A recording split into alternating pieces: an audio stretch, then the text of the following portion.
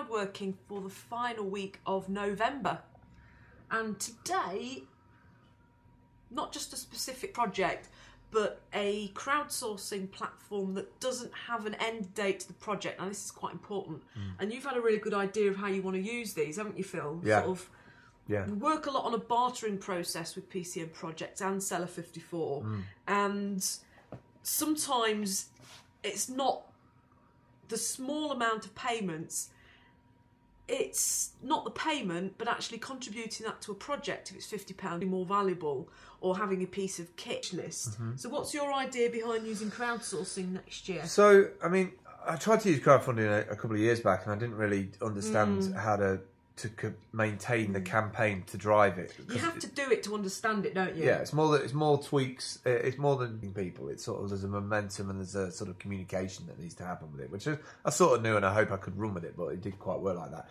Anyway, a lot of these crowdfunding sites, especially Kickstarter, they're very time limited, and that puts a lot of pressure on you if you're to get something done on a certain date, which is good if you're building something, or you have something to sell, or you want to build a product to sell to a wider base. But if it's just something that is an idea that's been in the back of your mind, or a project that you want to do additional to your work, having to offer perks and offer and stick to a time limit is a bit debilitating, I've found. So I found a site, WeFunders, I think it's called WeFunders. They put it on there.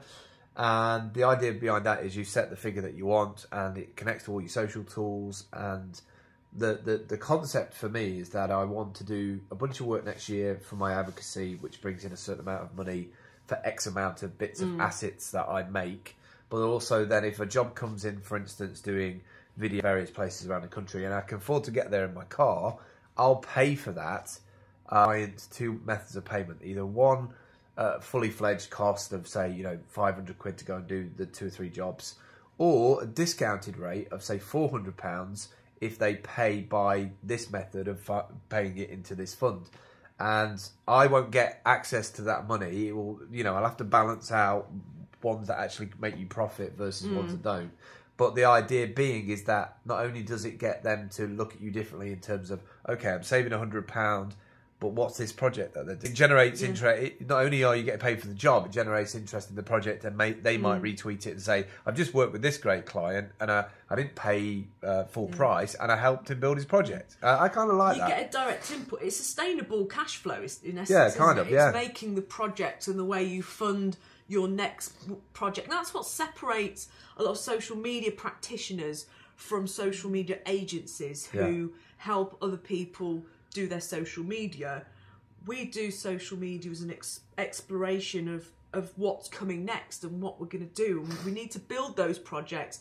Very often it's difficult to fund them, isn't it? Yeah. So, yeah. And then the people that are on board will then know what the money that they worked for you a year ago, where it went and what's happening. And then at the time, they know that they're paying. So it's happening at the moment when people feed the profit back into their business, but it really gives people direct contact. That's that social layer to it that other people can see. I'm kind of really excited that maybe we can. There's a piece of land that I would really like to get in Spain, which is 2 hectares, and it seems a lot easier to get that with planning permission on it than getting a piece of land in the UK. And what I would like to do is I'd like to raise that money and effectively, put a shipping container on that, which I would buy separately, but then also open that up to all the people that sort of sponsored the land to come to a TEDx that we sort of throw for free. I think you can still have perks. Yeah, you could have perks. Still, if you just pay your fee, then thank you very much. It was great. Let's work again. But if you pay your fee and then add an extra donation, you can then say, well, project is realised. You can come out. You have to pay your own travel expenses, but we will film you out on the on the land. Yeah. I think there are some incentives to keep that customer retention there. Yeah. So it's an interesting thing. I've been looking into it. I'm still going to look at Kickstarter for products, but GoFunders. If you're looking around for different crowdsourcing tools and you're thinking, it's a bit, it's a lot to try and ask me to come up with all these perks or for a certain date. Go and check out GoFundMe. It's really good. And all the notes will be on the show notes. So that's it. We'll catch up with you next week. Cheers. Bye. What do I do now? Tudorati.